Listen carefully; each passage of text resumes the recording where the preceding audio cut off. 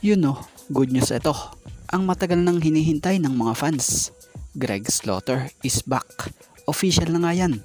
At sino itong Ginebra player na matagal nang kailangan ni Coach Tim sa Ginebra na ngayon hawak na niya at mapapakinabangan pa niya lalo ngayong playoffs.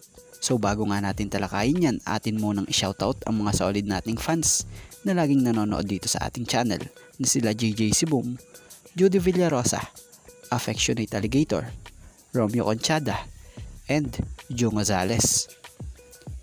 So playoffs na ulit. Hindi man naging maganda yung resulta ng last game sa elimination ng Barangay Ginebra. Pero ang maganda naman rito ay nagtapos sa top 2 ang team. So kita naman natin na maraming sinubukang taktika si Coach Tim Cone. Marami pang nagsabi na hindi talaga gusto na manalo ng Ginebra kontra rito sa NLEX. Pero para sa nakita naman natin, sinubukan talaga ng Ginebra na maipanalo ang laban dito. Kaya lang talagang medyo inalat sila eh. So sa mga nakalipas na laro nga, maraming ang nakuha ring mga ideya si Coach Tim Cone na ngayon magbe-benefits para sa playoffs. So may adjustment na nga si Coach Tim ngayon kung saan mapapansin nyo yung starting 5 na ginawa niya. Ang daming makukuhang advantage. Tsaka ang laking bagay talaga na napalabas nitong si Coach Tim Cone yung potential nitong si Ralph Koo. Ang tagal na talaga na naghahanap si Coach Tim Cone ng stretch 4 na gaya ni Koo na pwedeng i-partner kila Japet Aguilar and Christian Stan Hardinger. Pansin nyo naman na pwedeng lumaro sa 3 o 4 position itong si Ralph Koo.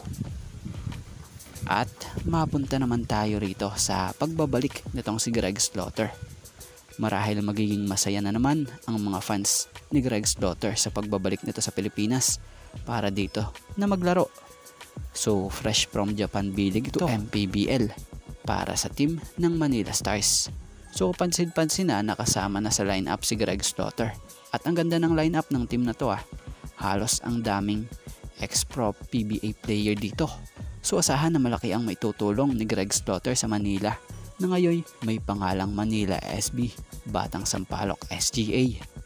So legit yan dahil mismong si Charles Chua ang nagpahayag about sa pagbabalik bansa nitong si Greg para maglaro sa Manila SB, Batang Sampaloc SGA para sa liga sa MPBL.